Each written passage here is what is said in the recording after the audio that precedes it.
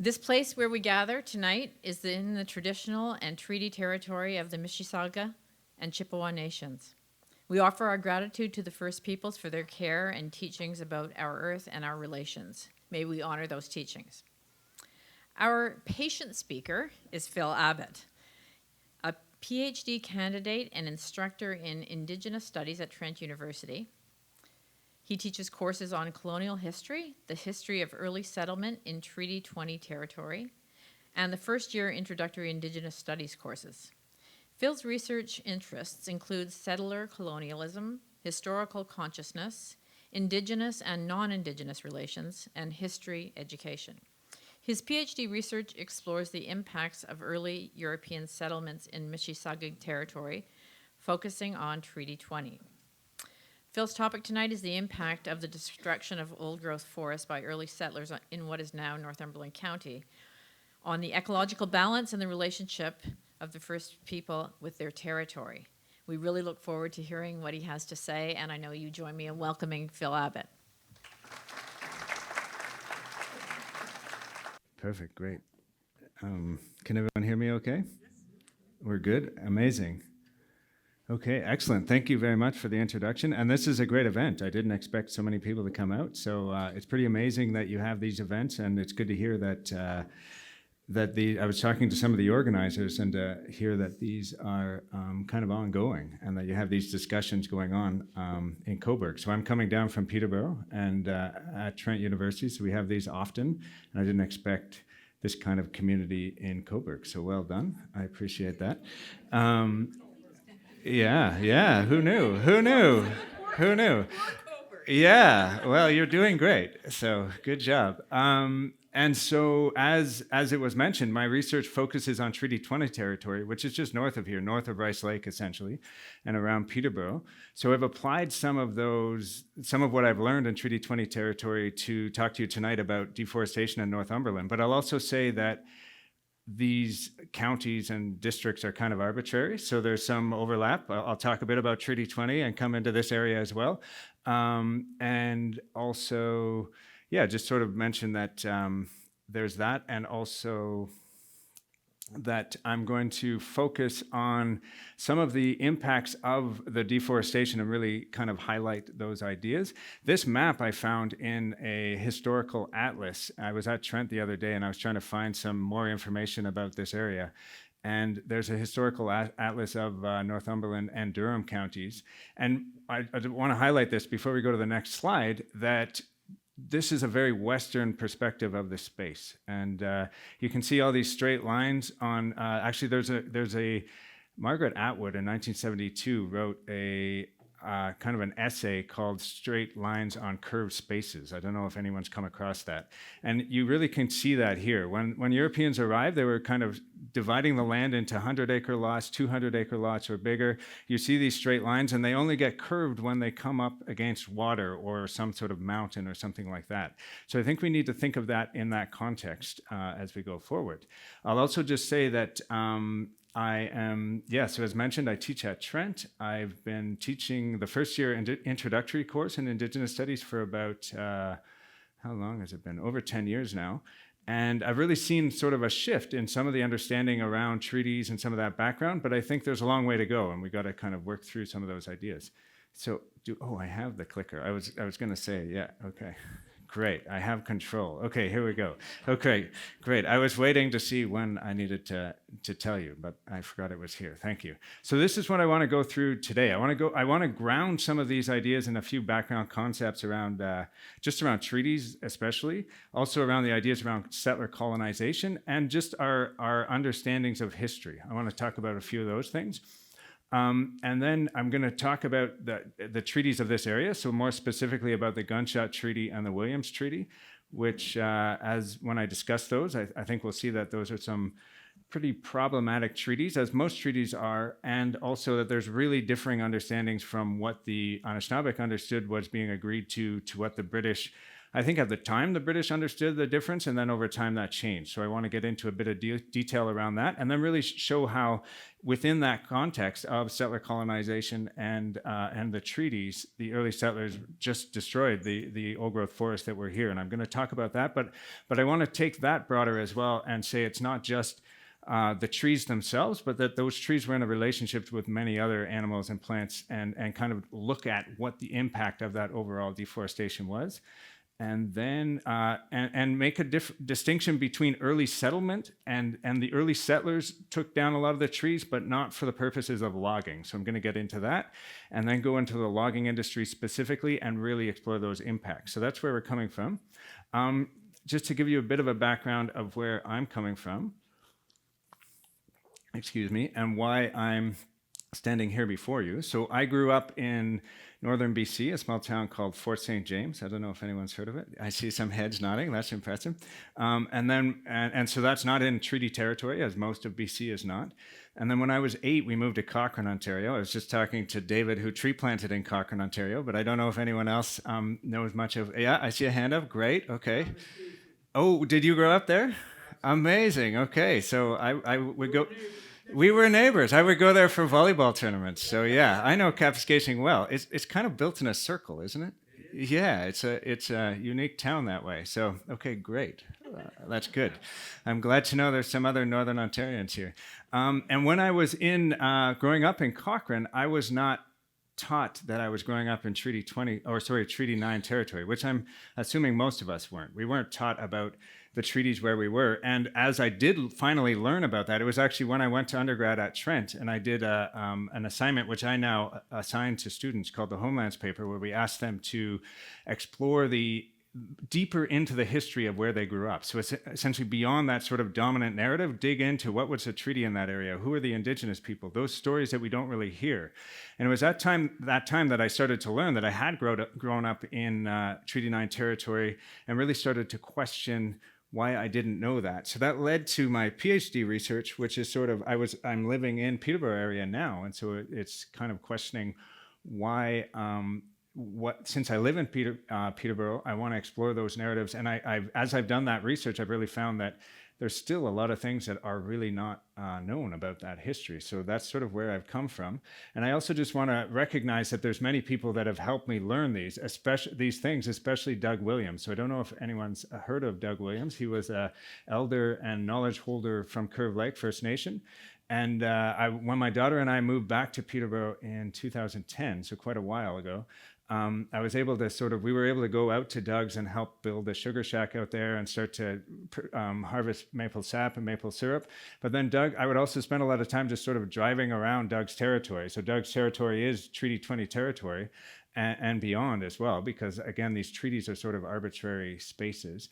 And as we drove around, he would tell me these things about, for example, about the Trans-Severn Waterway, or tell me about, we would drive past his place and he would explain these things that really shocked me. And I'm going to share a lot of that with you today, but I want to definitely acknowledge that I learned a lot from Doug, and also from Barb, who was here, I think, last week, right? Is that right? Barb was here last week. And so Barb and I now go out to that sugar shack. Now, Doug sadly passed a few summers ago, but Barb and I go out to that sugar shack every year still, and we work with some of the PhD students on harvesting and learning about that. And so that's kind of an amazing continuation that Doug's helped us bring us together in that way, and to learn that. And Barb has also been a teacher in that, and also Leanne Simpson worked on that book with Doug, This Is Our Territory. They worked on that book together, and Leanne has also been a teacher and a guide for me. And just, if you haven't read that book, I'd really recommend it. Doug kind of told Leanne a lot of stories, and then they brought those together into written form. And I don't know if many of you have read Thomas King, and a lot of people have called Thomas King's work kind of written orality in many ways. You can kind of capture the way that he's telling stories when it's written down, and Doug's book really does that as well. So I'd recommend that if you haven't read that. So setting that up, I just wanted to make sure you know where I'm coming from and some of this information. And now I'm going to give a few of those background ideas quickly before we get into the deforestation in this area. So just quickly, I'm not going to have too much text on most slides, but a few of these slides will have a bit of text. I apologize for that, but just to sort of set this up. So essentially, just setting that when I look at this history, I do it in the space of settler colonization. And I think it's important to just say that over the last 15 years, there's been a lot of distinction between colonization and settler colonization. When I was a kid, when you talked about colonization, it was just one thing. But I think we need to understand that they are separate, and colonization is something that kind of actually you could call the fur trade colonization. When people first came, when Europeans first came into this space, they were really focused just on extracting resources and not so much on setting up settlements and communities and governments over this space. But then once a little later, sort of into the 1700s in Quebec, earlier than that, but in what is now Ontario, the late 1700s into the early 1800s, you started to have the process of colonization where people were really setting up communities, and eventually the British were, and then the Canadian governments, essentially set up this nation state and imposed that nation state on top of existing Indigenous nations. And we need to look at it from that context. And these are just a few quotes that I think really capture the idea of settler colonization, that settler colonization doesn't end. There can't be neo-settler colonization. So therefore, Canada is still a settler colonial society, and we need to keep that in mind when we're exploring this history and then linking it to the present. And also that the primary focus of settler colonization is controlling the land and gaining title to the land in a European process, in a European concept. So we're going to see that as I go through how the treaties came about. And so I just want to keep this in mind as we go. And that last quote is a really good one, I think, where the colonizers came to stay. Invasion was a structure, not an event. And when we think about that, I think it really helps us to understand some of the things that I'm going to say coming up. I also think it's important to think about, before we get into these other stories, think about how we understand history. And when I'm teaching the first year course in the seminar, so at Trent, we kind of have the big course with 200 students, and then we break the students into 25 and have smaller seminars. Other universities do that as well, but Trent makes that a point, which I think is great. So when we have these seminars in the first year course, I'll often start by asking the students to sort of do a timeline of the history they're taught. And when they do that, it's very, and sadly, it's very similar to the history I was taught. It's essentially the history starts with the arrival of European explorers. And you're just kind of like, why is that the beginning of Canada has only existed as a nation state for a while. But if we're talking about the history of this territory, why is that the beginning of that history? And if you go through it, they name many of the key points in a Western form of kind of a timeline history that I was taught, to the point that they learned about what was called the Red River Rebellion, and I've learned since is better understood as a resistance to the invading force that was Canada, right? And then that's in the history I was taught, and likely you as well. That was the last mention of Indigenous presence in 1885. And then there's no Indigenous people after that. So that's pretty problematic. So I don't know if you have the same experience, but that's definitely what I was taught. And I reflect on that a lot. And then I ask these questions. So who are the sort of key figures in that history? And usually they're essentially white men. I mean, I could ask you, but when I do this with students, they'll give prime ministers and they'll give colonels like General Brock and stuff, but they're essentially white men.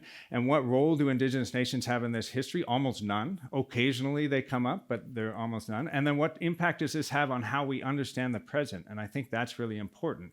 And if we're continually ignoring that past, then we really can't kind of get a sense of what's happening now.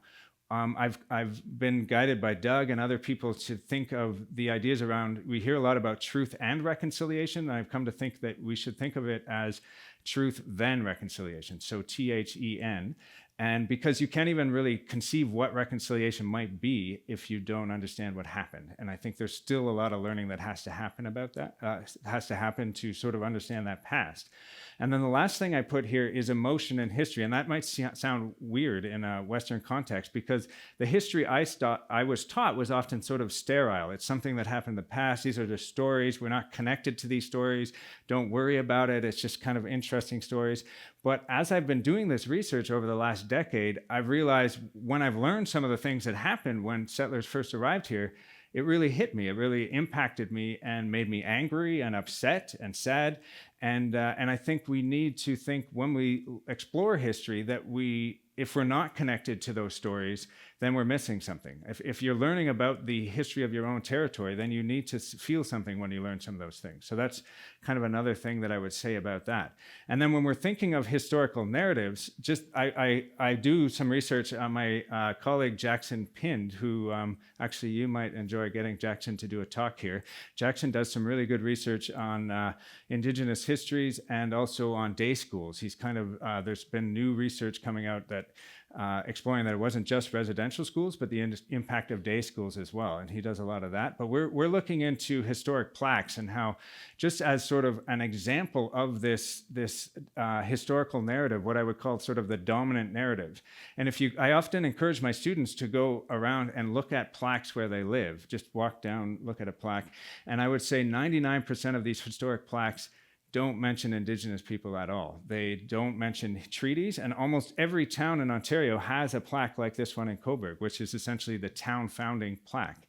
And these plaques really sort of celebrate the arrival of Europeans in this space, but don't mention that they arrived usually shortly after a treaty is signed.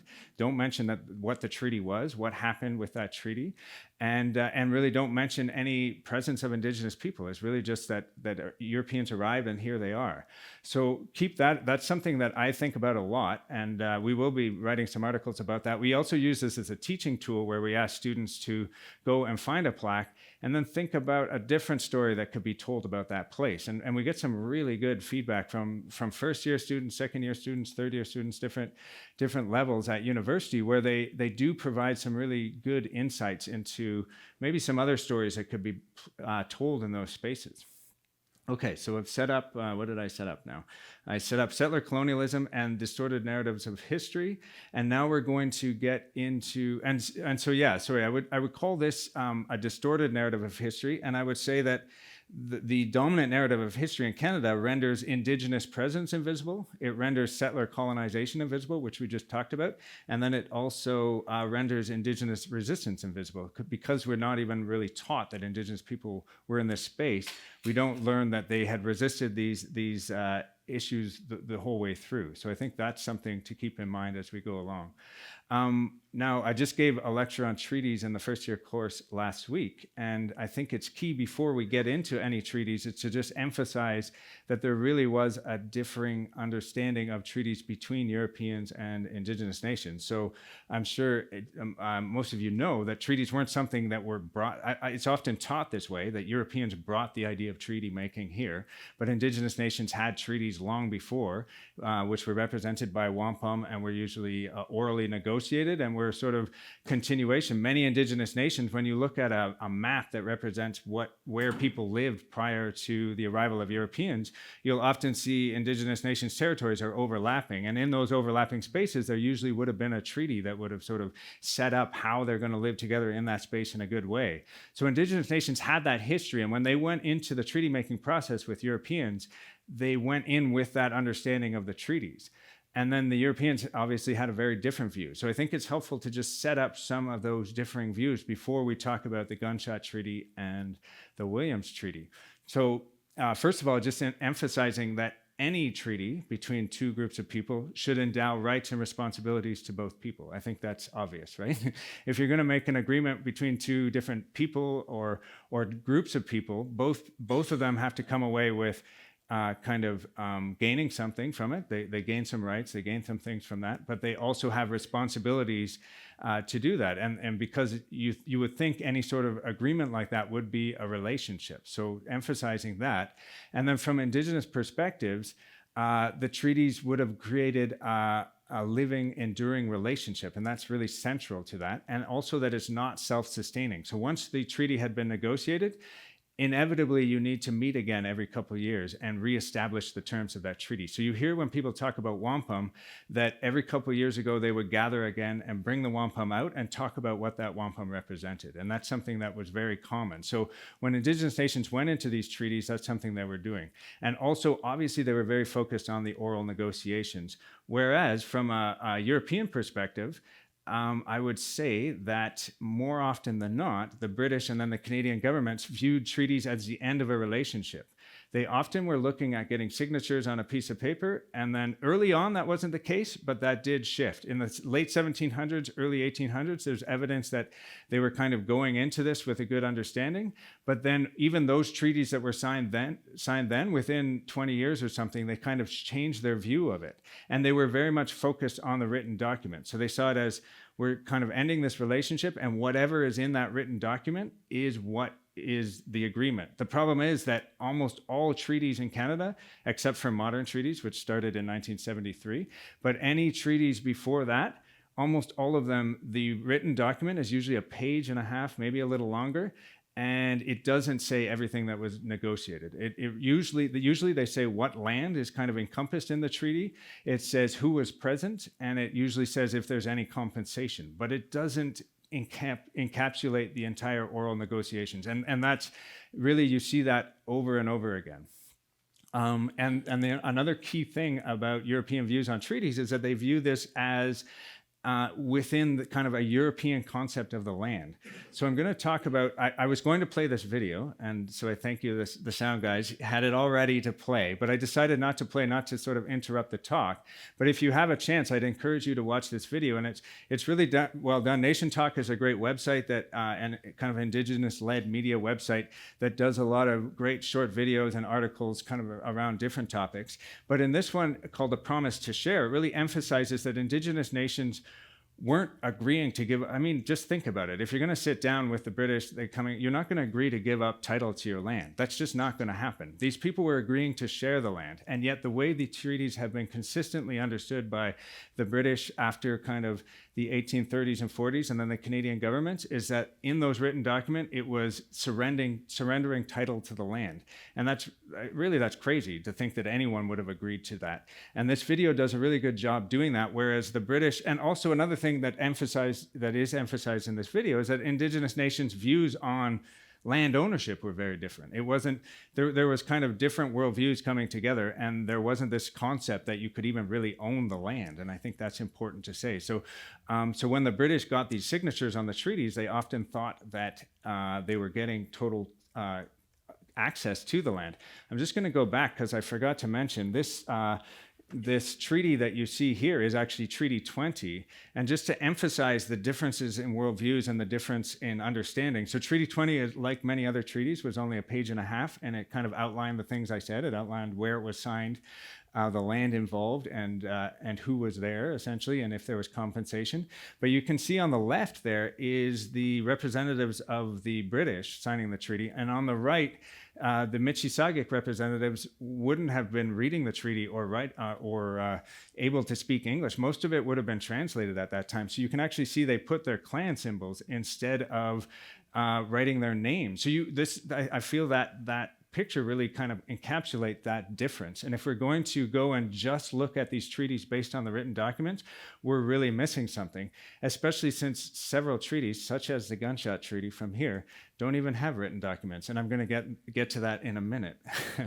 But before I go on, just to say that the government changes in understanding of treaties have been early on, I would say, with the Treaty of Niagara, and Doug really emphasized this when I talked to him about it, that early treaties, there was an understanding that these were two nations coming together, that they were going to share the land and kind of live in a good way on that land. But then as you get into the 1800s and more settlers arrive, there was this shift in the British and then the Canadian governments to sort of forgetting about that and just seeing treaties essentially as land secession documents, which they weren't. They were agreements to share the land and to be in that space. So as I talk about those other treaties, I think that'll be clear. And then now, as of 1973, the government was forced through a series of court decisions to start modern land claims agreements, or modern treaties, essentially. And I think you see that shift going on there. And in that lecture I gave last week on treaties, most students, and actually when it happened for me, for example, the creation of Nunavut, I remember I think I was 13, 1993. I just dated myself. So I showed up at school and they just said, here's a new map. And now Northwest Territories is divided and we have Nunavut. No one told me that was a treaty, and to be honest, I think most of my teachers probably didn't know it was a treaty, but that was a modern treaty. And so we don't, even today when modern treaties happen, we don't even talk about them. But the creation of Nunavut was a modern treaty, it was a land claim, and that's what led to that creation. And so I think, again, we still are ignoring those parts of the history. Okay, the Gunshot Treaty. How many people know a bit about the Gunshot Treaty? Not much. It's kind of crazy. Okay, so it's also known as the Johnson-Butler Purchase, and it was essentially, I've heard many versions of it. The problem is it's a blank deed. I told you how most of those earlier treaties, the written document was a page and a half. The Gunshot Treaty doesn't even really have a document. Someone showed up with a document well after, and they had kind of almost, I don't know if they had paper clips then, but they attached some signatures to this other document well afterwards. And so it is essentially, and even in that document, there's not really much discussed. There's nothing to say. So the Gunshot Treaty is the treaty that it's connected to the Crawford Purchase as well. And a lot of people call it the Johnson-Butler Purchase. So again, using this word purchase. And they gave almost nothing. It was some money and some blankets and things. And the British claimed that they had taken that land. But when you dig into it and you dig into the oral histories and some of the archival research that is there, even at the time, the British kind of didn't understand it as taking over the land. They were interested in marching troops from Toronto to Kingston along Kingston Road, which, by the way, I don't know if anyone knows, Kingston Road was a trail that's been there for thousands of years, that Indigenous people used for thousands and thousands of years and created. And then it became a wagon road. And many of our roads, Yonge Street is the same, and Peterborough Chemung Road is a portage. So many of our major highways today were portages and trails that were just put over. And that's another example of this history just kind of being ignored. And so with the Gunshot Treaty, the British wanted to be able to march troops without, essentially along the trail that was Kingston Road and is now Kingston Road, sorry. And so it's called the Gunshot Treaty because the agreement, but again, it's not really written down, is that if you're standing on the shore of Lake Ontario and you fire a gun, it's not clear what kind of gun. It could be a cannon, it could be a shotgun, we don't know. It depends on how long you'll hear that gunshot. And so, I know, it's kind of funny, right? And kind of ridiculous. And so the idea being that the British had access to that land. Since I've done more research into it, actually the Indigenous perspective on that was, yes, that essentially that they could march along that area non-molested, but otherwise they were saying, we are retaining access to, in any of these oral negotiations of the treaties in the 1700s and 1800s, the Indigenous representatives were emphasizing that they needed to retain access to the shorelines, islands, wetlands, because that was central to their way of life. When I asked Doug kind of where the Mississauga lived mostly, he said about 100 feet into any body of water and 100 feet up. And they spent all their time in those spaces. And so you see that time and time again. They were emphasizing that they were retaining those spaces. And yet the Gunshot Treaty over time became understood as the British and then the Canadian governments had access from Lake Ontario between Toronto and the Bay of Quinte all the way up to Rice Lake, which I even like a big gun, I don't think you would hear all the way up to Rice Lake. So when you think of that, that's kind of crazy. And that was the treaty that essentially gave, in the understanding, the British and then Canada the rights over that land, title over that land, up until 1923. And it was in 1923 that we have the Williams Treaty come along. And at that time, essentially, the Canadian government and the Ontario government recognized that the Gunshot Treaty was kind of ridiculous. And they're like, well, we need to gain title over this space. The Williams Treaty is a very problematic treaty. I was talking to Karen. Karen, you know a bit about the treaty. And it's hard to even call it a treaty. It was really imposed. In 1923, the impacts of the Indian Act have been, the really repressive impacts of the Indian Act had been in place since pretty much the founding of the creation of Canada as a nation state in 1867. And you start to see that Indigenous nations are just in a really bad place. They'd been forced onto very small areas within their own territories, and they didn't really have any rights. This is 1923. It's a bit after this, but come 1928, Indigenous nations were starting to go through the Canadian courts and say this isn't right. And the Canadian government actually said they couldn't hire lawyers in 1928 because they didn't want to deal with these court cases. So you see how they were being treated. And essentially the Williams Treaty, the representatives showed up in each of the communities, usually for a day. And then they did this very quickly, and they more or less forced the people to sign this. And after the treaty was finished, they added, there's been documents, kind of forensic evidence that's shown that they added something called the basket clause afterwards, which removed hunting and fishing rights from Indigenous nations within the treaty, Williams Treaty territory, and other things, which wasn't even part of the oral negotiations. So to call that a legitimate treaty is very problematic. And this map shows the Williams Treaty as not including Peterborough area, but they actually did impose it in Treaty 20 as well. And there was a modern land claim, which is called a specific claim. When you have issues with how treaties were understood, First Nations can now bring forward and renegotiate terms of treaties. So the Alderville settlement came out about 8 years ago, I think, and that led to Treaty 20 First Nations getting their hunting and fishing rights back, which had been removed from them by the Williams Treaty. If you're interested in learning more about the Williams Treaty, there's a great book by Peggy Blair called Lament for a First Nation, and it does a very good job. It's quite detailed, but it does a good job outlining that. And this area now, the treaty that is kind of significant to this area is the Williams Treaty.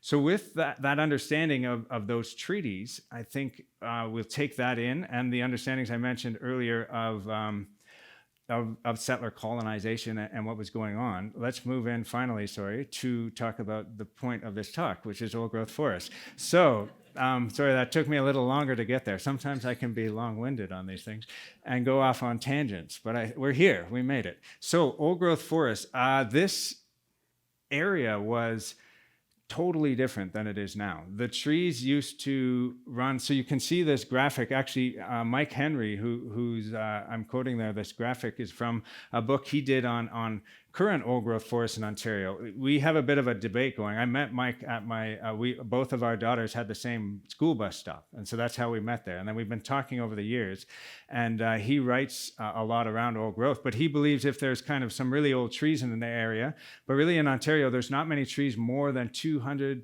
maybe 300 years old. And most of those trees essentially would have been just sort of smaller, younger trees at the time that the deforestation happened. There really aren't many old growth. But he says that if there's a stand of them, that's an old growth forest. I say that the old growth forests are gone because you've totally lost that ecosystem. And I'm going to get into that in a bit later. But you can see in this graphic how big those oaks were. Just enormous. And to the left is what an oak would look like. It's kind of an average, a big oak today. And then in the middle is the largest oak in Ontario today. So that is a totally different type of tree. And also a lot of the pines were just unbelievable. I'm sure some of you have been to Cathedral Grove and other old growth stands in BC. So those still are old growth stands, but there's not many of them, right?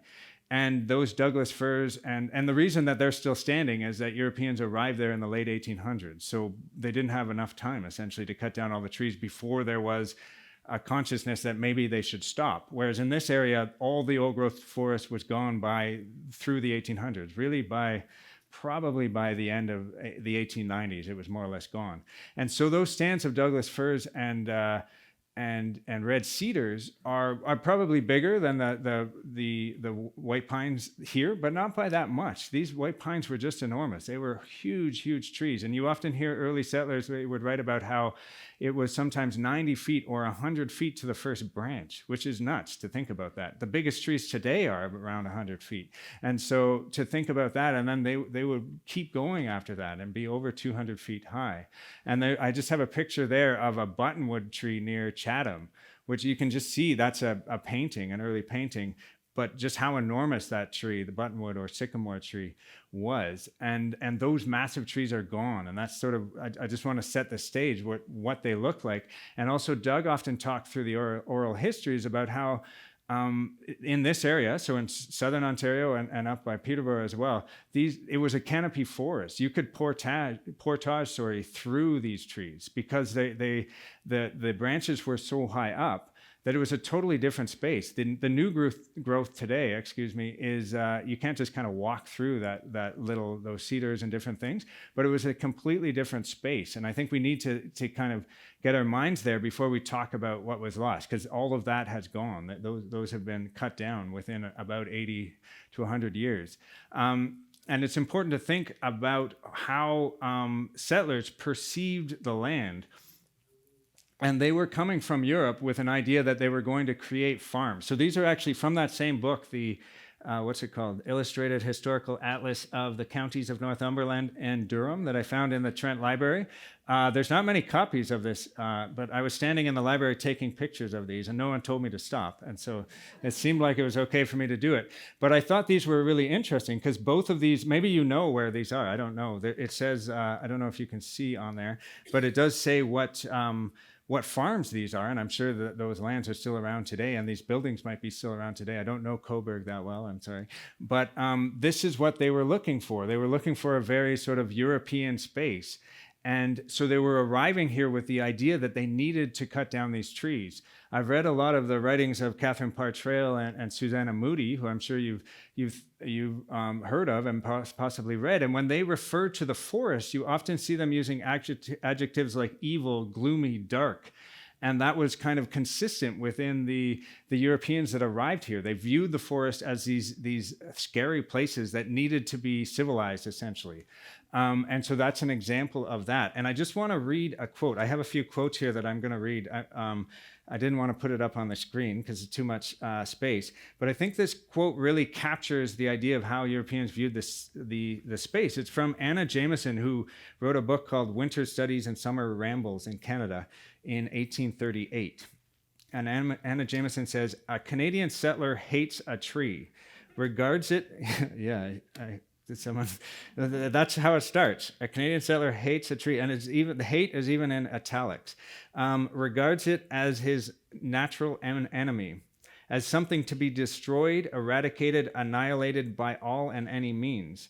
The idea of a useful or ornamental tree is seldom associated here, even with the most magnificent timber trees. And so I think you're capturing something here. She was coming from England. I think she spent about a year and a half traveling through, and she talked to people, and she saw what was going on and how these trees were just being completely, the forests were being decimated. And I think that captures something important about the perspective and what led to what we saw. So I touched on, sorry, I'm just going to have a bit more water before I continue. I touched on earlier how there is important to make a distinction that there was a level of deforestation early on by the early settlers, which wasn't necessarily connected to the logging industry. Early settlers would definitely build mills, and they would take some of that lumber and build their houses with them and barns and things like that. But there was so much lumber. These old growth forests were just enormous. That there was too much. And at that time, because of the British Navigation Acts, the British had said that any trees coming from what they viewed as British territory, which they had viewed that because of those treaties we had just talked about, they said that any of those trees coming from there had to go to Britain. So they couldn't go to the US, for example. So because of that, and also because at that time in the early 1800s, when people started coming north of Lake Ontario, late 1700s, early 1800s, there wasn't steamships in Lake Ontario. Actually, I forget when steamships were invented, but it was sometime around then. And they didn't get here until, there's no steamship historians here that know the date, right? No? What's that, sir? 1840. So, yeah, that's right. So that tracks because they started to show up around then. So prior to that, if you cut down these trees and brought them down to Lake Ontario, you would need a sailboat to get them to the currents of the St. Lawrence. And then from there, they needed to go to Quebec City and be shipped out. And so because that wasn't really possible, early settlers cut most of the tree. And remember, I talked about emotion and history. And when I read this, this is something that really, really struck me. They cut most of those trees, piled them up, and burned them. And just piles and piles of trees were burned. It was pretty remarkable that happened. I'm going to read a quote from, so again, this isn't from this area, it's from Lakefield, so just north of Peterborough, where Samuel Strickland had kind of taken a lot of land there. And Samuel Strickland's actually the brother of Susanna Moody and Catherine Parr Traill.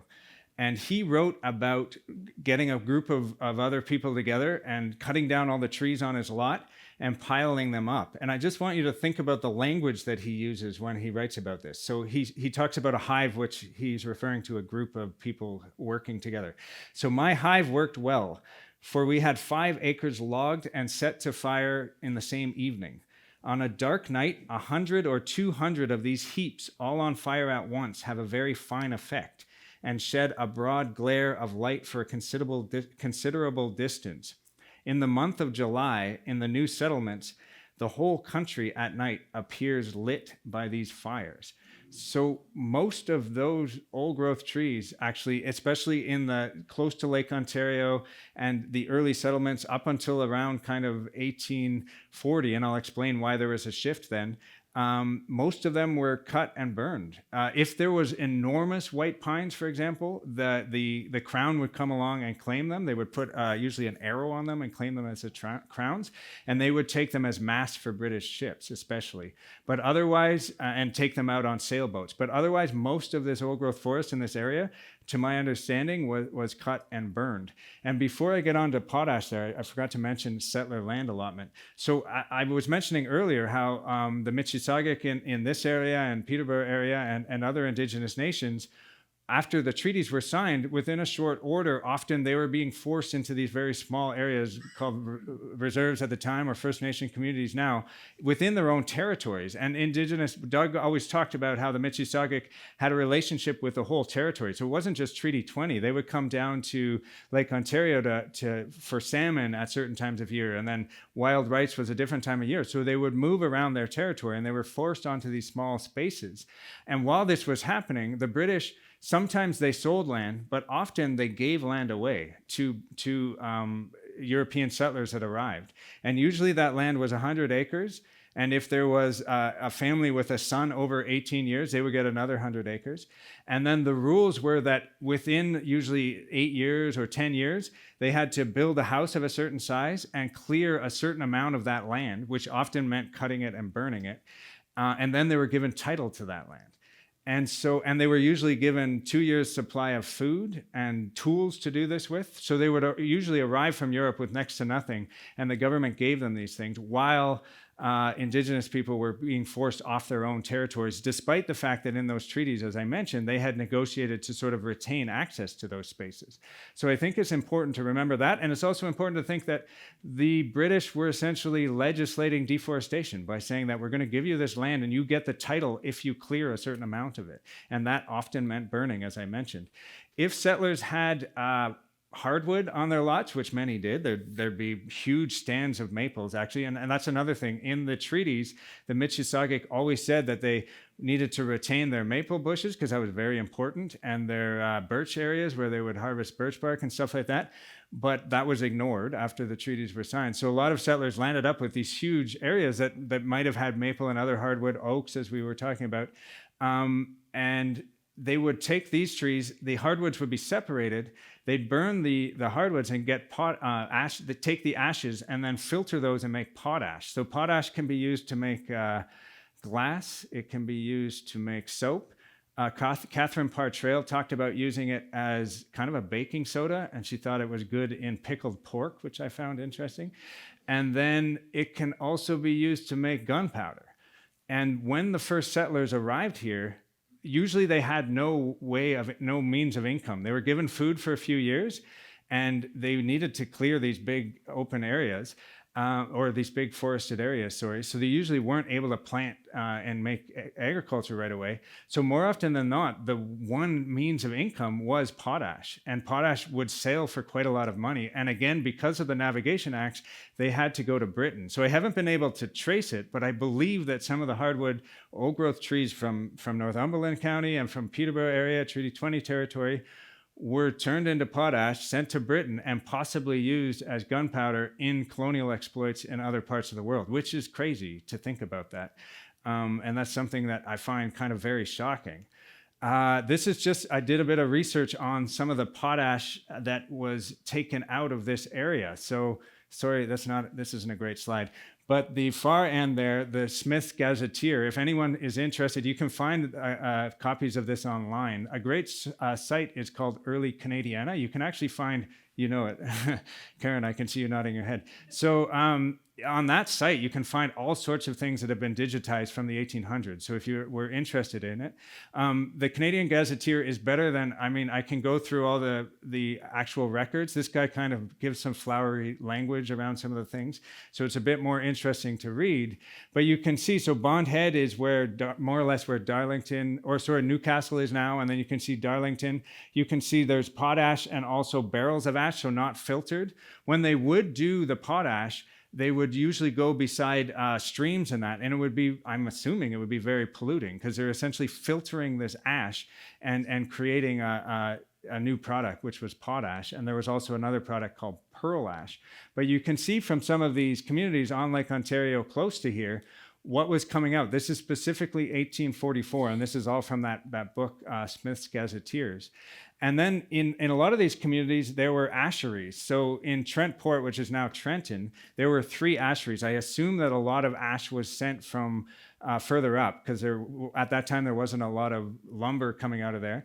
But they would filter them there. And then there was an ashery in Cobourg. I tried to find where it was. I know where the asheries were in Peterborough, and I was trying to look at early maps of Cobourg, and I couldn't find the asheries. But there was at least one ashery in Cobourg, which would have been on a creek somewhere because they always were. And that's where different farmers would take the ash, the hardwood ash that they had created, and bring it and sell it to the ashery, and then the ashery would filter it and then put it in barrels and send it to England. So that history is there, and I think that's something I'd never heard of. And I think that's kind of nuts that so many of these trees were just burned, and that some of them and the ash was then sent to England, and some of it possibly used as gunpowder.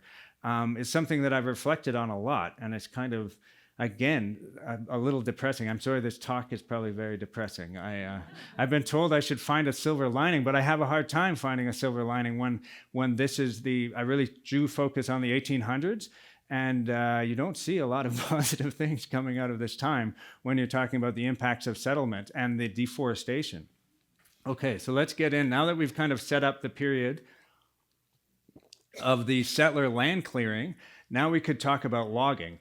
And so as the help from the steamboats started around the 1840s, and that's also the time that the logging industry really started to pick up. Because steamboats started to arrive here, you were able to get some of those logs, and a steamboat could then tow them to the currents of the St. Lawrence, and then they'd be run down to Quebec City.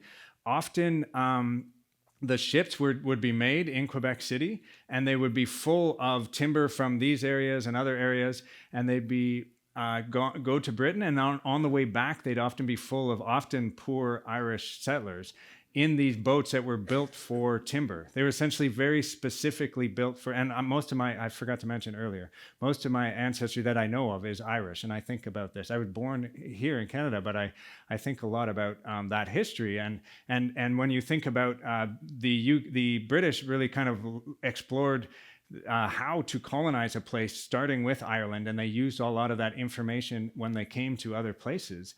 And then a lot of these Irish people were just kind of very impoverished Irish people were sent in, and a lot of people died in those ships. And a captain would try to get, if they got 3 ships within a season, they were given a bonus, and they were trying to essentially fill it with the ship with logs, get to a port in England, come back with settlers if possible, and then go back again.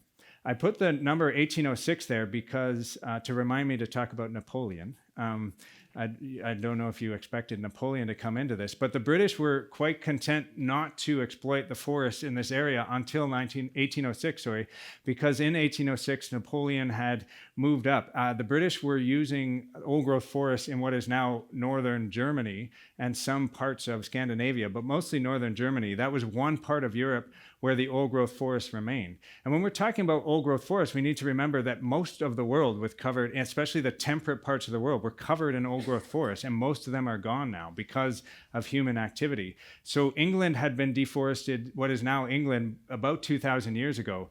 Ireland, Scotland, Wales were a bit longer, but most of them are deforested now.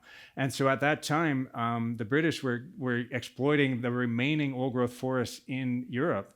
And when Napoleon kind of came in and said, nope, you can't use these ports. If the British were against the French, then they weren't allowed to go to those ports. And it was at that time that the British said, okay, well, there's all these big trees in North America, which previously had been too expensive to go and get. And then they turned around and said, okay, we're going to do that. So that's when the Ottawa Valley opens up and the maritime provinces that we know today. And I mentioned the Navigation Acts earlier and how that kind of impacted what could be sent and how Irish people went back. And then also just to say in 1840s, prior to that, because of the Navigation Acts, you couldn't, as I mentioned, you couldn't sell lumber to the US.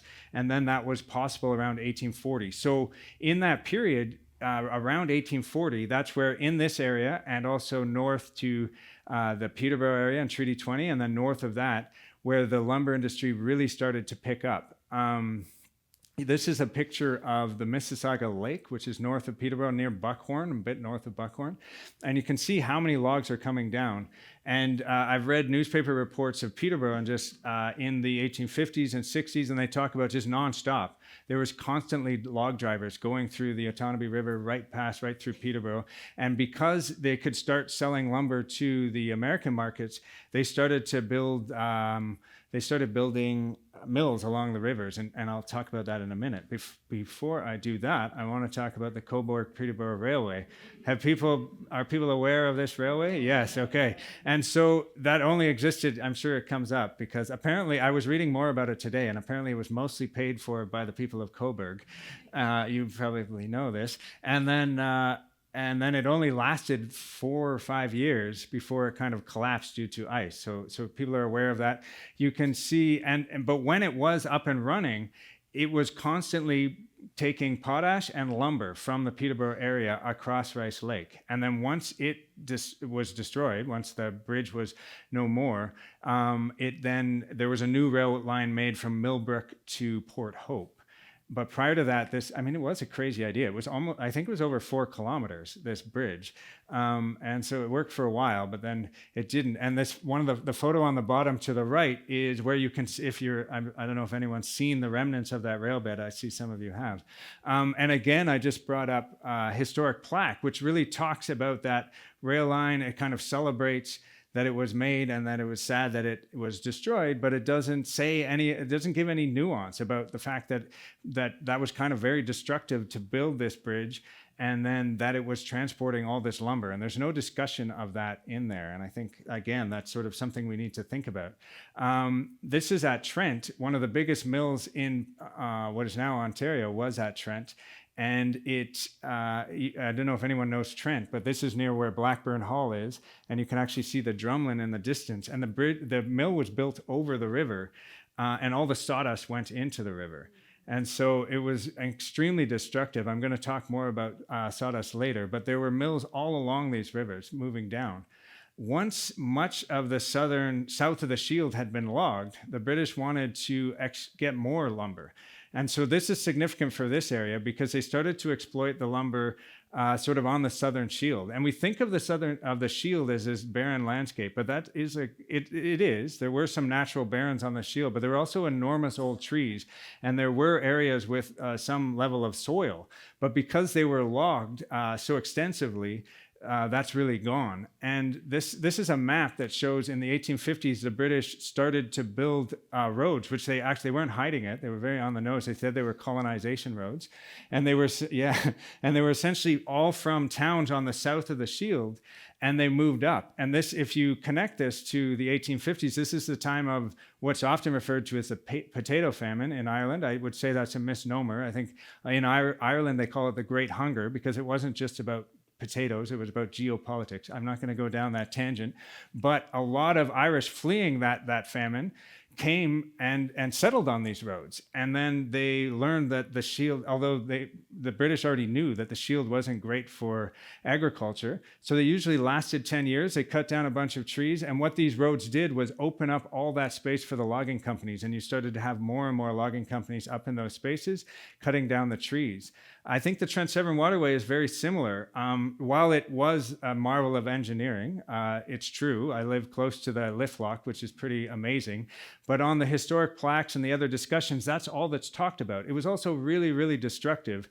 And I often think of it as another colonization road where it was set up, and it was said to sort of support settlers in getting food to market. When it was finally finished in, I think, 1910, I forget now, maybe someone knows, it was essentially redundant. It became a tourist destination. But during the time that it had been in use, from the mid-1800s to the end of the century, really what it did was help get logs down and out of the territory. It also, the fluctuation of the water levels was very destructive to plant life and animal life in the waters. Okay, so I think I've taken a bit more time, so I'm going to go through this pretty quickly, but I want to focus on some of the impacts of the deforestation. So it's more than just the fact that the trees were cut down. Once the trees were gone, it really led to a lot of issues that kind of continued for many years after that. So essentially, obviously, the deforestation of the lands led to polluted water. There was a lot of sawdust. I'm going to touch on that briefly again in a minute. The log runs, because the logs would scour the bottom of the rivers, that would really dig up the plant life down there, and that would lead to a lot of issues. Erosion, old growth forest, and any forest really, but the old growth especially, acts like a percolator. When rain falls, the rain gently falls down through the leaves, and then it lands on the soil and it soaks into the soil. Once those trees are gone, the rain falls and it just washes into the river. So you had a lot of pollution that way, and turbidity in the water, and also industry. I mentioned the asheries, but also other issues as well. And I'm just going to go quickly through some of these different ones. But one of the big issues was also drying of creeks and wetlands. And that's an issue that I think goes back to actually the fur trade. We don't often think about this, but the destruction of the fur trade meant that Europeans arrived in the space and started taking the beavers out of this area. The beavers created dams and created wetlands all through these areas. And so early in that space, you started to have a reduction of wetlands. And then by the time that the settlement started to happen, the beavers were out of many of the areas. There was less wetlands. And then once you cut down all the trees, you're going to dry up more of those wetlands and more of the creeks. And I found something, I'm just going to read quickly, where someone who lived in Port Hope, so close to here in Northumberland County, he was kind of doing an interview in the early 1900s when he was in his 90s. And he talked about in a place called Drury Creek. I don't know, does anyone know Drury Creek? I don't think it exists anymore. My understanding is that it's dried up, and that's what he said. He said that near Port Hope, he speared in Drury Creek, so he would spear salmon, and it would cross a farm of John Barry, he says, a creek that is now little more than a succession of puddles. It was a common thing for settlers then to take a couple barrels of salmon from the lake in one night, or from those puddles. And he also said that often sawmills would just close down because creeks had dried up. So I think there's more rivers in this area. I don't even know where they are. Actually, David, you might have a better idea than I do about where some of those rivers are, but they dried up because of the deforestation of this space. And I think that's important to keep in mind. Around the sawdust, I mentioned that earlier. This is a quote from the Department of Fishery and Oceans report in 1890 something. And you can see in this quote, essentially Samuel Wilmot is saying that Little Lake in the middle of Peterborough had so much sawdust in it because those mills, so this is again some of the impacts of the deforestation, the mills were built over the rivers and the sawdust was going in. You could barely even take a boat through Little Lake at that time. He goes on to say that where the Otonabee River flows into Rice Lake, that there was so much sawdust that in places where it used to be 12 feet deep, it was in some places 6 inches deep. And there was actually an island of sawdust where Otonabee flowed into Rice Lake. And also, I have another quote, because that's also significant about Lake Ontario. So there was someone in 1891, Wright was writing, I forget his first name, but I can get you these references. he was writing about the impacts of sawdust from the mills. So all along these areas, on the once the 1840s and 1850s, you had huge mills along Lake Ontario, and often it was just lumber coming down from those colonization roads, and what is now Algonquin Park, just floating down, and different mills would take that lumber, some in Peterborough, but some down here, and they would process that lumber. And so there were big mills here, and what Wright says is that and he said that settlers knew from the 1850s that sawdust was an issue, and often there were laws about it, but the municipalities wouldn't enforce those laws because the sawmills were such a big industry. I mean, it kind of reminds you of some of the things that are going on today. It doesn't end, right? But he says that the deposits of blackened and decomposing sawdust have been found miles out on the floor of the Great Lakes, so Lake Ontario, so around Cobourg, around Port Hope, opposite the rivers in which there are many sawmills. So he said miles, which is crazy to think about, to the great detriment of the favorite spawning and feeding beds of white fish. So you might be surprised, because I don't think there's many white fish in Lake Ontario now, but Lake Ontario was full of white fish. And they got over-harvested, but also a lot of their spawning beds were covered in sawdust. So there was this sort of combination, and they would have had a relationship with those old-growth forests, just like other animals did as well. And so I think that's another example. We don't understand this. And when people do core samples of the Kawartha Lakes and other lakes in the area, they still find remnants of sawdust in these areas. And it's still there. It hasn't gone away. Forest fires I mentioned. So I go camping in Kawartha Highlands Park a lot. And this is more or less Kawartha Highlands Park. And you'll see at the bottom, it says C.D. Howe. I thought at first that was C.D. Howe, the Institute. But then I looked it up, and it's actually this guy's name. The forester was named Clifton Durant Howe, which is quite a name. And the other one is Clarence Decatur Howe, who the Institute is named after. So in case you were wondering which C.D. Howe that is, it is not the Institute one. But these forest fires were so destructive. The process of deforestation of the logging industry was so wasteful. They would often really focus on the biggest trees. So if there were trees that were big of today's standards, they would often just cut them and put them on the ground. They would take off the tops of the trees, the branches, and they would also, especially during the British period and sort of through the 1840s and 1850s, it continued. There was a process of squaring the timber. So it was much easier to send lumber to Britain if it was in essentially a rectangle as opposed to a cylinder of a log. So they would take these massive axes and create and turn these cylinders into rectangles, essentially. And all that was left on the forest floor. And then because of that, so these forest fires, so as I mentioned, most of the spaces south of the shield, much of that was actually intentionally burnt. But then once the logging industry got onto the shield, it was so wasteful that so many forest fires happened through the late 1800s and early 1900s. It was just constant forest fires, and it burned so hot. I didn't even know it was possible that soil could burn. And so that's why I said earlier about the shield, our notions of the shield. I think we've created more barrens than there were because so much of that burnt. The soil then just kind of blew away because of that. I don't know, do people know that there was the largest inland population of salmon was in Lake Ontario? Some of you know that. And so I think the Lake Ontario salmon absolutely were over-harvested. There's talk of people around Cobourg going into creeks with pitchforks and just taking as many, during spawning time, taking wheelbarrows fulls of salmon. There's also a report, I think it's 1831, I have it written here, in Cobourg, where the Cobourg Star, I think was the newspaper, they reported that people put a net across two piers in Cobourg and hauled in thousands of fish at once. And then they said that they repeated that multiple times to the same effect. And you often had early settlers just sort of amazed at the abundance of fish and harvesting so many fish that they didn't know what to do with it, and they would actually throw a lot of the fish on their fields as fertilizer instead of actually eating it or just leaving them in the water.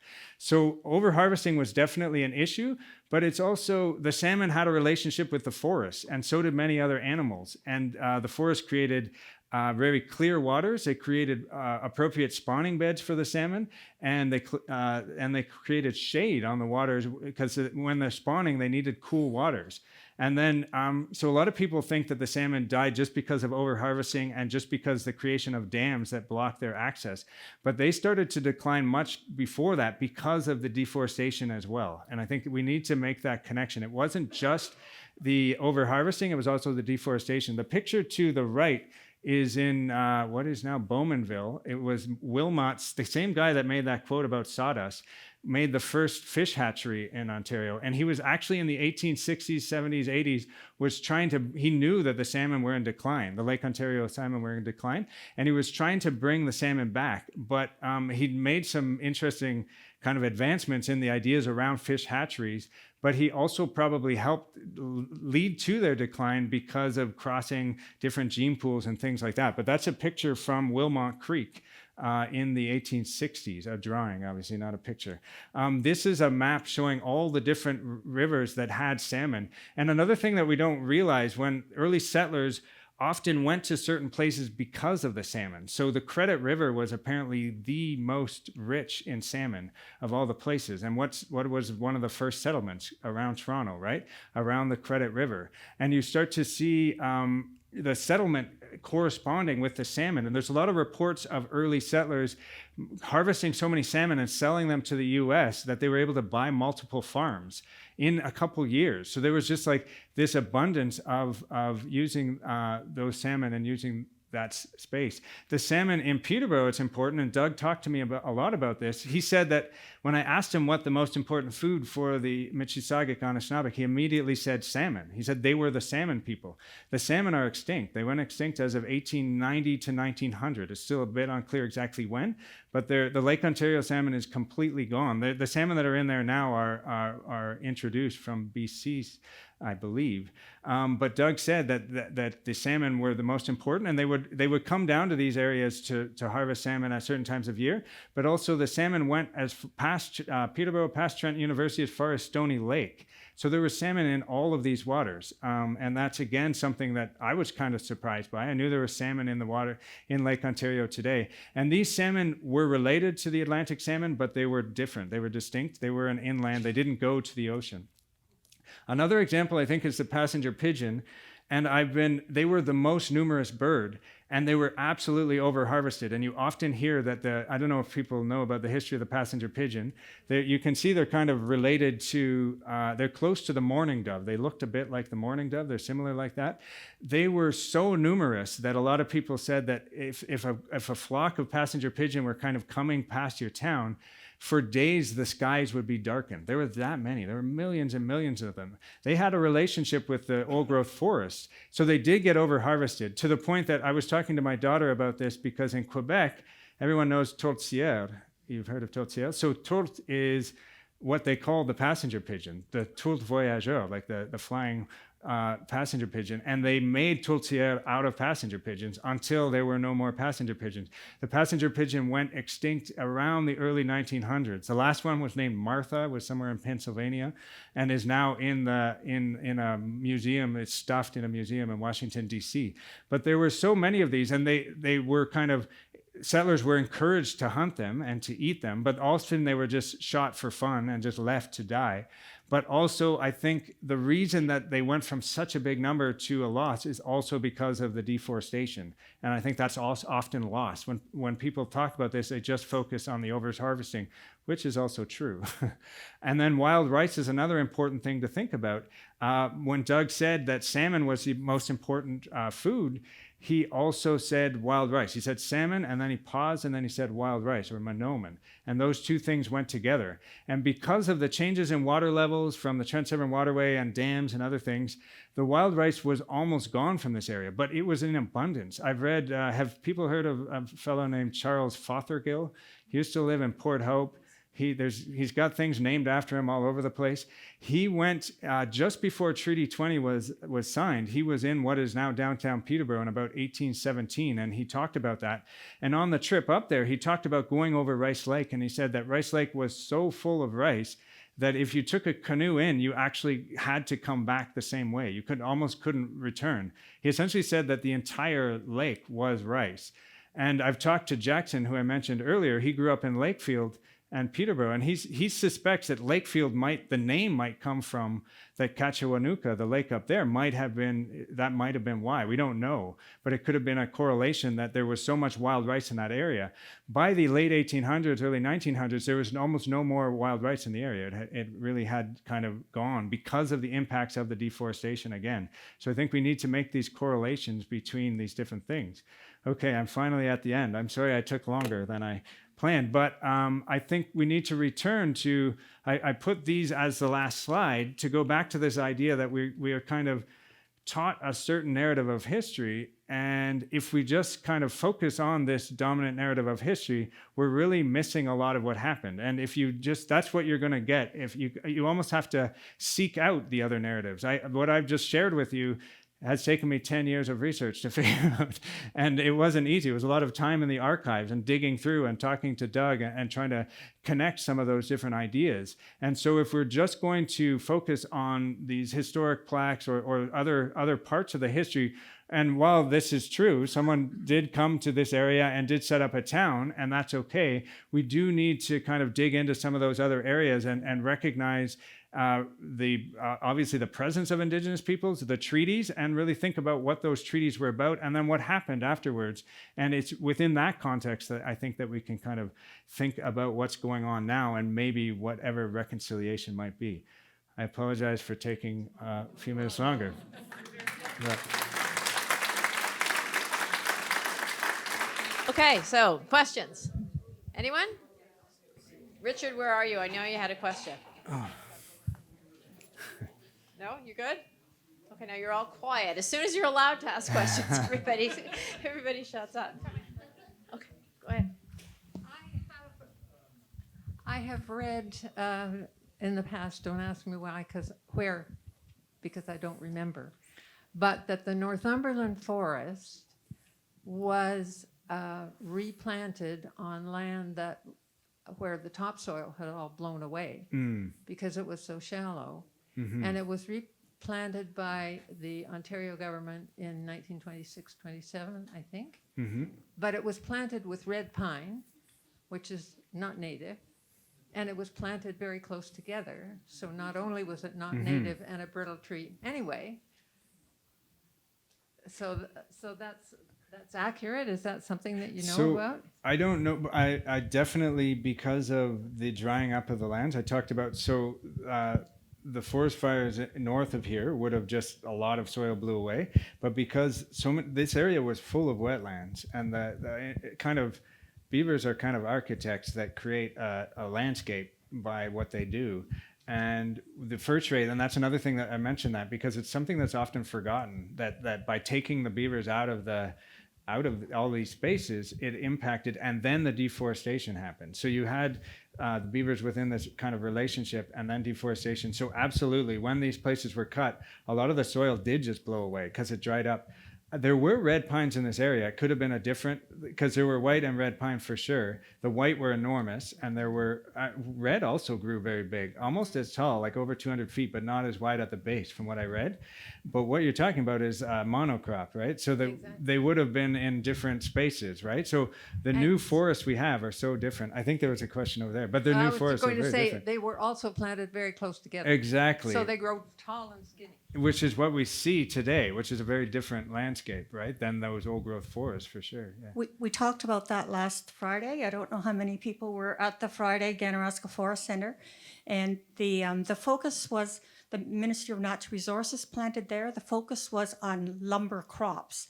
So red pine is fast-growing, and the soil was on the beech ridges.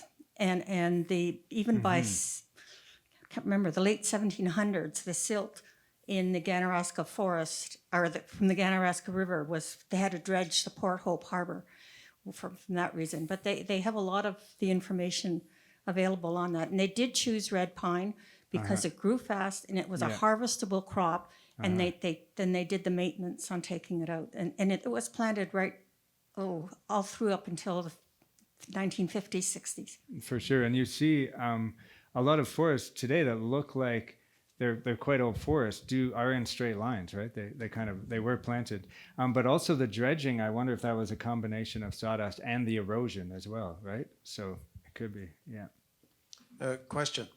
When the settlers cut down the trees to create their farms, how did they get the roots out? Oh, great question. Yeah, there was so many tangents I could have gone on. I was trying to avoid them. There were stumps. So there was reports of in Peterborough that I've read where people came through Peterborough, and the new town that was kind of coming up in the late 1820s, early 1830s, there were just stumps everywhere. They did different things. They would sometimes use dynamite and explode it, which was kind of crazy. And I think people got injured by that. They also created this sort of auger, and they would have a horse on either side, and it was essentially a corkscrew. And the horse would, a massive corkscrew that would go into a stump. And then they would kind of create this anchor, and then the horses would walk around and go down. And then they would manage to pull the stump out. I read about how in 1830s, 40s Toronto, if you were essentially like arrested for drunkenness, your penalty was to remove stumps for the next 2 days. And that was very common. And I read that about Toronto. I'm assuming that happened in other places. But also, if you look on the fence line, especially around Peterborough, there's still some fence lines where there's 100-year-old white pine stumps that are still there, because they would pull out the stumps and pull them over, and they're still there, which is remarkable. They would say that, I'm trying to remember now, but I think certain hardwoods surprisingly would actually rot out. Some people would just sort of leave the stump and grow crops around them and then just wait, and they would eventually rot out. Or they would try to pull them out. And some, I forget, I'd have to go back to my notes, but some stumps rotted out faster than others, or they would try to pull them up.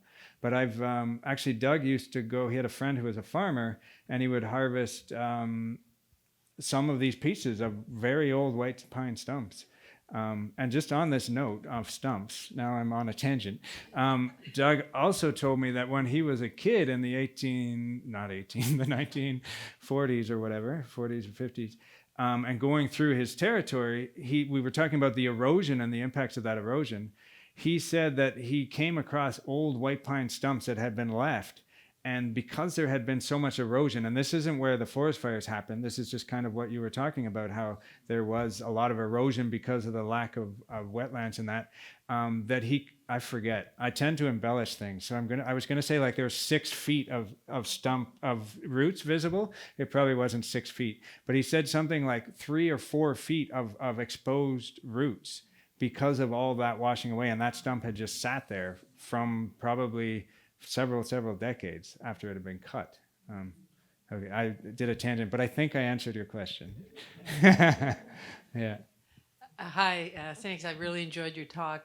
I wondered if there's any points of hope either to do with reforestation or with reclaiming any wetlands or getting any wetlands back. Any points of hope on that? That's a very good question. And one, actually, Summer, who joined me here, said, yeah, isn't there a bright spot? And my research focuses on the 1800s, and I don't often take it up to the present. And I find little hope in that research. But yes, I think there is points of hope when we bring it to the present. I mean, especially, I think having a greenbelt was a good thing, and then it wasn't, and now it's back. So we'll see what happens with that. But that was an example where there was a recognition of this area around a huge urban space that was kind of being left for wetlands and for other uses. And so that's a point of hope. Again, I guess we'll see what happens. But also, I mean, remembering that, yeah, because of the way the loss of all of these wetlands, you do see them coming back, and you do see efforts to bring those back. But I've read different reports where, I don't know, up to like well over 50% of the wetlands that were here at the time that the settlers arrived and started cutting the forest. My suspicion is that there were more before the fur trade. So I don't know, it's hard to say, and the numbers are vague on that. I'm sorry, I don't provide a lot of beacons of hope, but I think there are, if you understand what happened and what things were, and then there are interesting projects like the Ganaraska Forest and at places is trying to kind of bring back some level of a natural forest.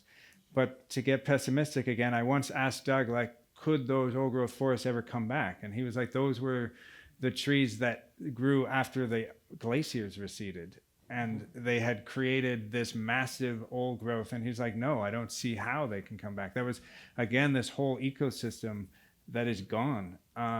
So if there's a point of hope that at least if people understand that, and maybe we could do a better job not continuing to destroy things. But I'm sorry, yeah, not a lot of hope. Yeah. As a note on the wetland question that you had, there is a point of hope in that the International Joint Commission, which governs the Great Lakes and the way that the Americans and the Canadians are going to interact in managing the Great Lakes, Right. consider wetland to be the #1 priority. Right. And so they are very, very concerned about that. Apparently, about 75% of all the fauna in a given area Yes. spends some of its time on a wetland. They're absolutely critical to the environment. And so the IJC is seriously taken Yeah. with the wetland issue. You That's can true. hardly talk to them and not talk about wetlands. That's all they say. And this is true. And that is a good, and I mean, we need to make that shift, right? So thank you. That's a really good point. Yeah. Thank you. I enjoyed your presentation. It's been a few years since I was in grade 10 history, and I thought I learned a Different. lot. Was it different than what you had? Yeah, well, it was different. It was exactly how you described it. But so two questions. One very brief. When do you finish your PhD? But the second part of the Good question question. is not about trees, but it's about treaties. Do other countries, for example, Australia, United States, have a better record of dealing with Aboriginal group or Native groups than we do? That's a very good question. And so it's interesting that the countries that you mentioned, if you think of usually when I explain settler colonization, I'm going to answer the dissertation question last. When I explain settler colonization, I often ask students in the first year course to kind of describe and then say Canada is a settler colonial space, and I ask them to think of other settler colonial spaces, and eventually they get to US, Australia, New Zealand, which are very clear. There's other ones, but those are quite clear spaces. So it's interesting that you ask about those places around treaties. The US, okay, so one thing about treaties that's important to think about is that the reason that there are treaties in Canada is that, I forget, the king that's in Hamilton, which king is that? George, maybe? Charles? One of those. He made, do you know which one? George III, thank you.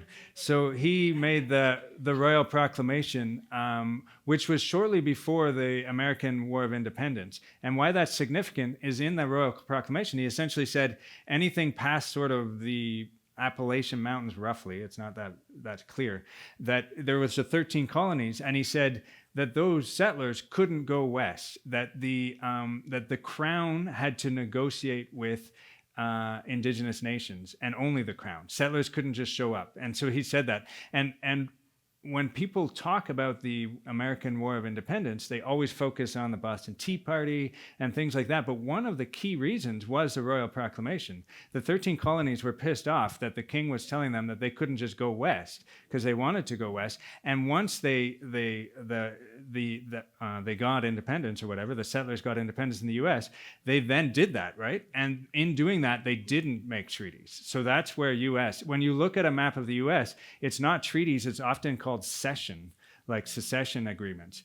And it's very clear, like they're just like, we're taking this land, you're going to sign off on it. Australia, there are no treaties. They just had a vote, interestingly, in Australia last weekend.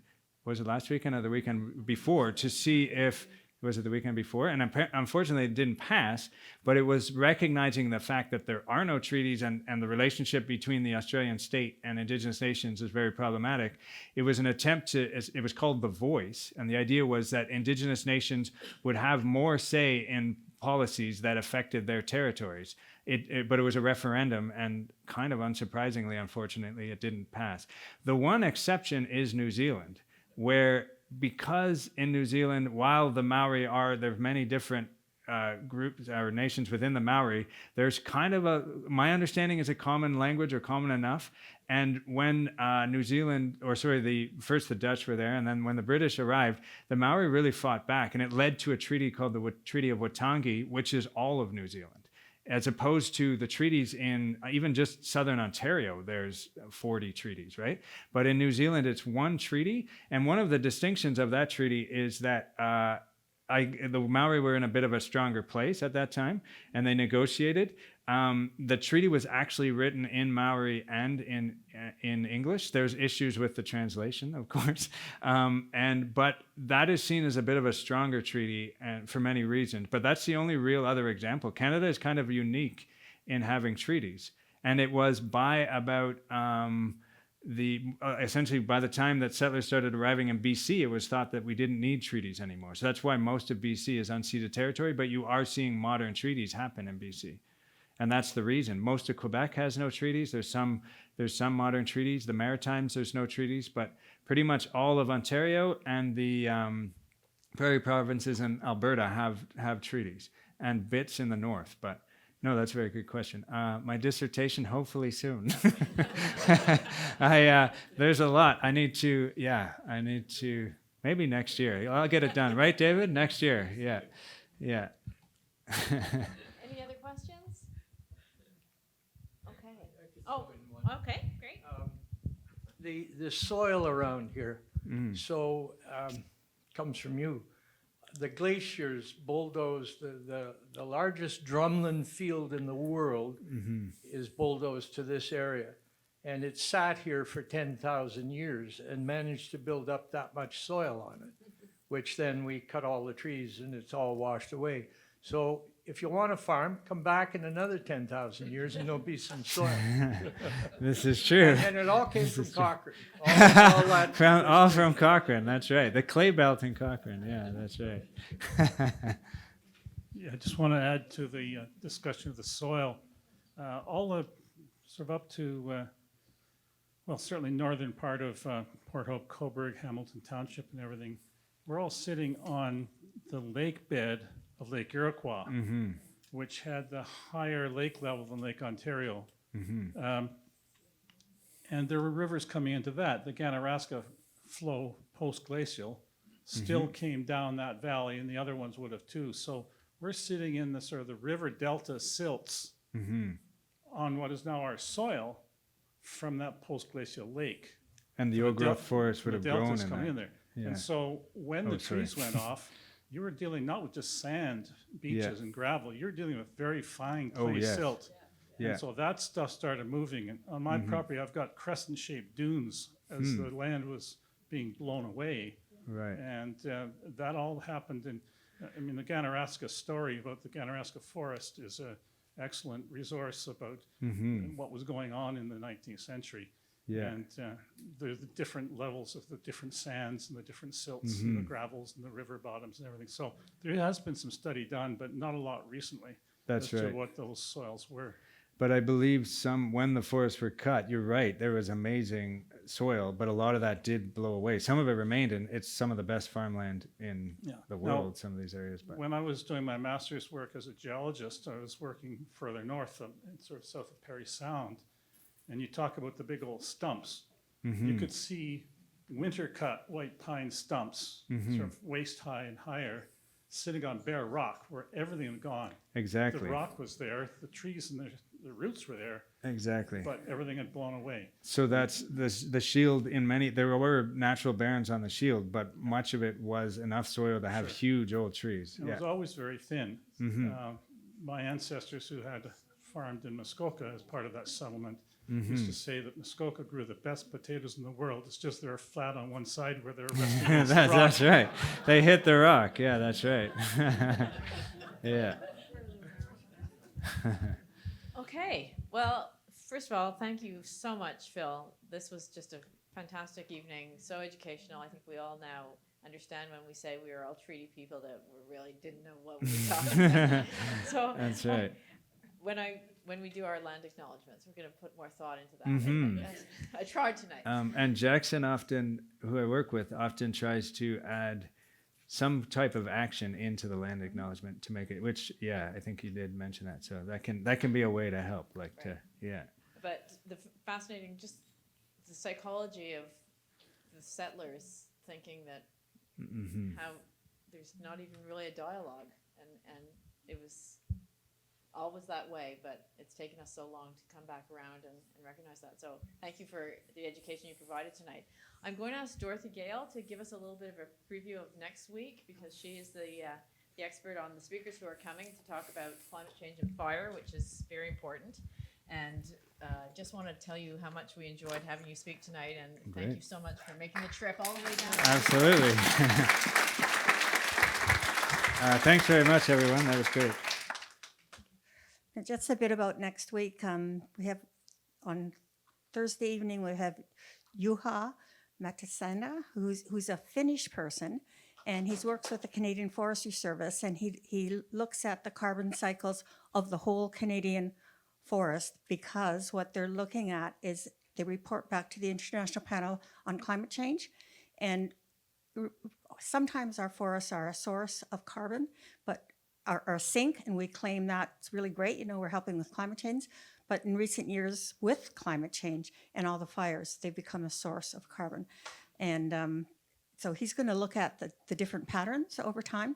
And then in the next morning, he's going to be speaking with Jeremy Williams, who's a forester who lives in this area, consults out of Toronto. And they're going to talk about different forest management systems. You referred to the red pine plantations, and it's for the purpose that they're doing. That the reforestation was often done by lumber companies looking for a crop, so they planted close together so the trees grew tall. They didn't want these branching things, but they're looking at some of the more conservation efforts, and Juha has got an interesting perspective because he's Finnish, and he talks about how different the forest management is in Europe as opposed to Canada. So that's probably much more than you needed to know. Thank you so much. Okay, the last announcement is if you have time to stop by the membership desk, I think Wayne would be really happy. He's over there smiling. Thank you, everyone, for coming out tonight, and we'll see you next week.